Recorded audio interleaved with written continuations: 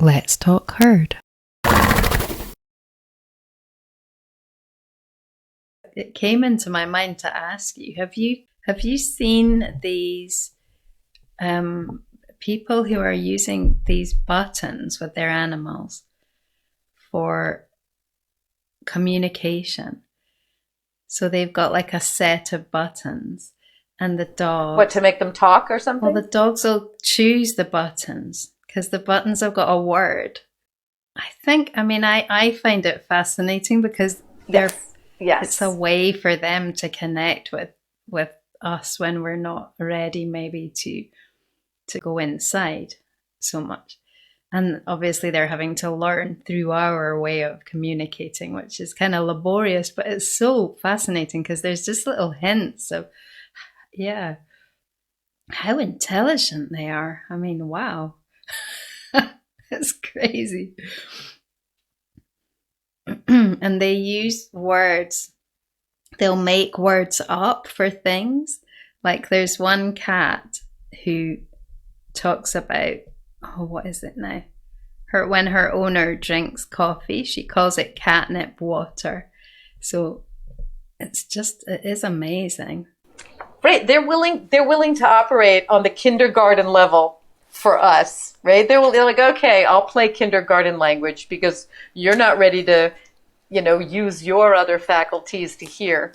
Like if you watch your animal and you can tell that they understood what you said, because I said, T, you're getting fat. And he would not eat until the end of the next day. He never does that. So, it doesn't take a behavioral scientist with buttons and gizmos, right, to say, wait a minute, my dog just understood everything I said.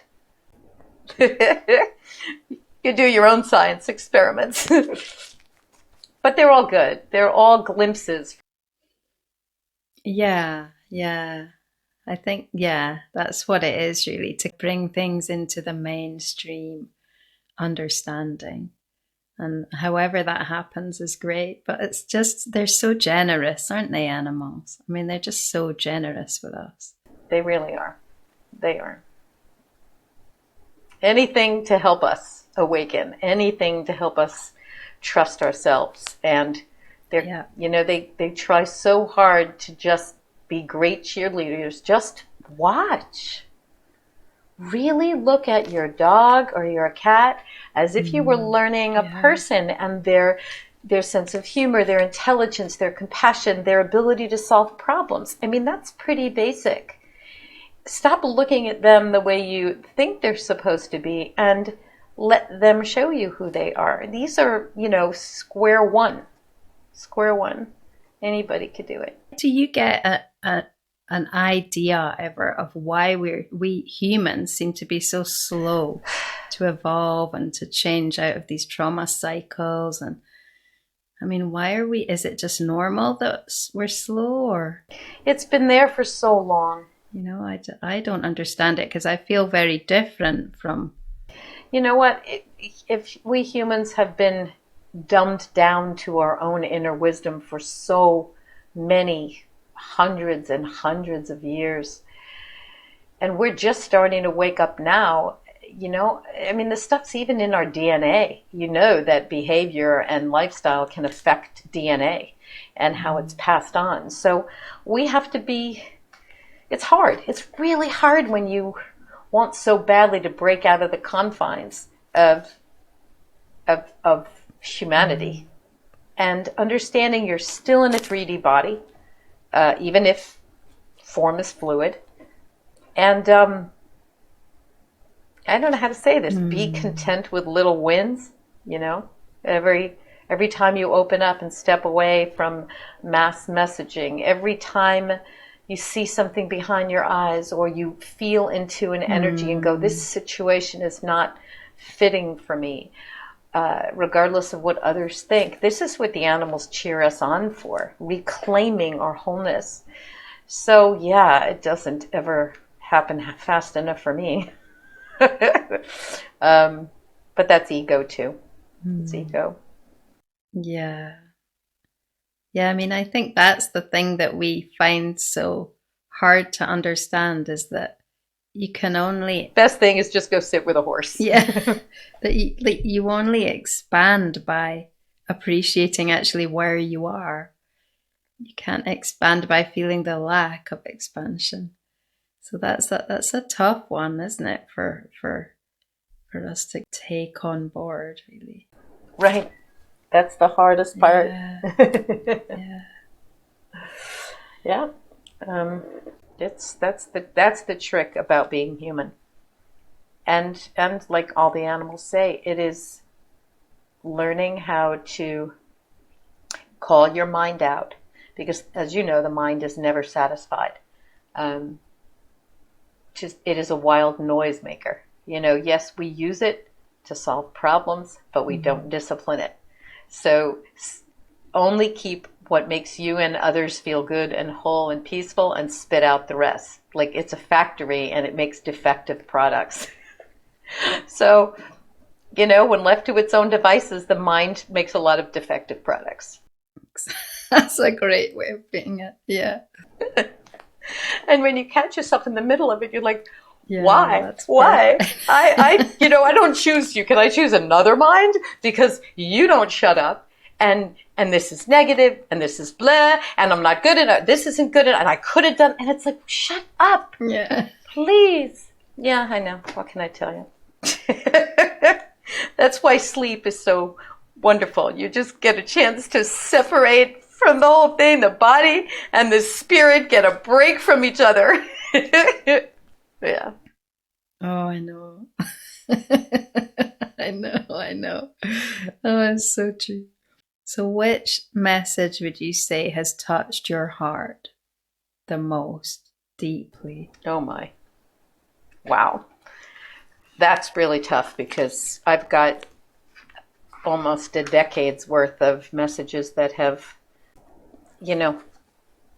blown me away as the horses kept opening up more and more. Kind of like they know you can only handle so much at a time. They can't pummel you with more and more information. You need to learn how to integrate it.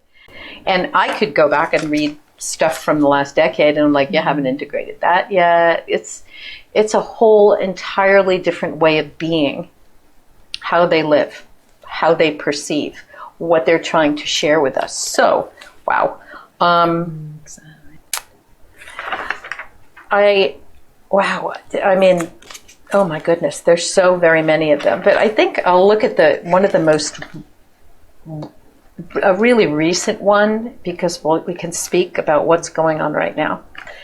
And this one surprised me, because I had only heard about the 144,000 spiritual beings on this planet doing really big work. And a horse mentioned it. But I'll just read what he said. He said, yes, the surface may be very grim. War, destruction, death, and displacement of so many humans and animals. But behind the scenes and under the stage, the groundswell of new life and the new earth is heavily underway. New regenerative technologies and healing modalities are appearing. Many beings are doing energy healing work, both humans and non-humans. And hugely important is the purging of the human emotional body. The 144,000 are leading the way, but there are so many more who are flushing out emotions for self and all. This is extremely tiring work, and all of you who are doing this must be commended. The animals, both domestic and wild, know about this work and will likely show up for you with extra patience, affection, and show of support. And finally, faith is of the utmost importance now, as you cannot see where you are going, and you cannot witness the enormous difference you are making in the collective consciousness and its vibration, which is rising. So how do you know if you're one of those people? When emotions will hit you like a light switch. You're feeling wonderful and you're eating a meal, or you're looking out the window and all of a sudden there's a wave. There's a deep grief. It's so easy to say, what's wrong with me? but how much more healing to say that whether it's your past, it's the collective past, it's the collective state that went through COVID, and to just allow these things to move through you as the animals do, and know that you are making a difference in so doing for yourself and for the whole. So that message really touched me because it speaks to what's happening right now, and especially for sensitive people that keep saying, what is wrong with me? Where's the anxiety? Where's this sudden sleeplessness and all these symptoms? And with everything I know and my meditations, why do I feel this? It's moving through humanity, and some humans are mops. They're playing a bigger energetic role, and they're not aware of it. So if you're feeling this, know that the animals see what you're doing and that you're not alone. They are. They just are. Really beautiful. I have experienced that when I'm around horses. Maybe not so much now. Not so much with the herd, but around individual horses. And I suppose I interpreted it as being able to let them clear their emotion through me or through humans in general.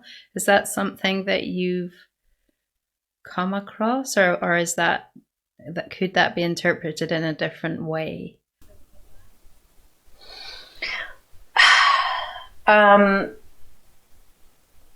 Okay, I hope this is a good answer that's actually responding to the question.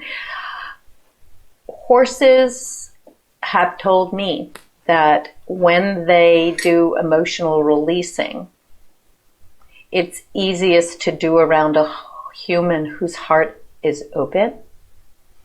So it's kind of like this interwoven healing. So you come in and you see that, let's say, for example, this horse yawning and releasing. They're clearing you, they're clearing themselves, but you enable them to do it much more effectively than when you're locked down in negative emotions and resistance and denial and disbelief. So you are healing for the horse, and the horse is healing for you. And you both facilitate each other's clearing based on that one heart. I hope does that kind of answer the question? Yeah, no, it really does. It's, yeah. We're all affected by those around us, and horses are so sensitive. Yeah. Yeah. So it's always a more global, like a bigger picture than we have to remember that it's about the whole. Yeah, it's about all of us, there's not just one thread. Yeah. And some, like humans, some horses really feel the collective. They feel the collective more than others, and the stuff is moving through them, clearing things that must be released emotionally, whether they're clearing the barn or they're clearing a person or they're clearing collective consciousness. So it's not a boring life that they lead. If you think they're just standing around doing nothing, you could not be further from the truth. They're always working with energy. Yeah. But again, a horse that is deeply traumatized, that is in a life or death situation, people always ask me, have you tuned into them? They are doing their best to stay alive. They leave their bodies as much as possible so that they retain the wholeness of their soul, if they can. They are not fully themselves when they have been so deeply traumatized, any more than we are. So most of the animals that have stepped forward to speak with me are not in a life or death state by any means. They have their basic needs met. Some very lovingly, some just on a survival. But it takes more energy for them to communicate with me telepathically than to communicate with each other. So they have to be able to do so energetically. So Yeah. put it this way, the many messages that I've gotten from horses are really designed for people at different levels of awareness. So it's kind of hard to mainstream everything and say, well, this is the message that horses leave you with. But I mean, if I had to summarize it into one short sentence from a horse, I'd probably have to say what we touched on early before we recorded, which is, love yourselves, know earth, love earth, and remember every thought matters because it affects matter. So the one thing, even if we know it, we still not living it all the time, is the power of the human mind. The power of the human mind to shape reality. Not because we're sitting here as major manifestors, and if it doesn't go right, we're like, what's wrong with my ink and my pen? No, it's choosing what you want to see, and allowing everything to pass through. That reminds me of something that Abraham said, Esther Hicks and Abraham, and that every thought is alive. It is eternal, so it's it's vibrating. So it's a case of you add, if you rethink a thought and re-feel it over and over, then it's going to grow and it's going to gain momentum. And that's really the answer, to focus on what we want to feel and what feels good and what lights us up and what inspires us, and just to grow that momentum until it takes over and the dark stuff, it just fades away. Mm-hmm. Yeah, I think it's Abraham and Esther Hicks have been doing this for decades, because 80% of our thoughts are negative. Isn't that great? So, it's the same principles over and over. They are timeless, and I believe we cannot hear them enough.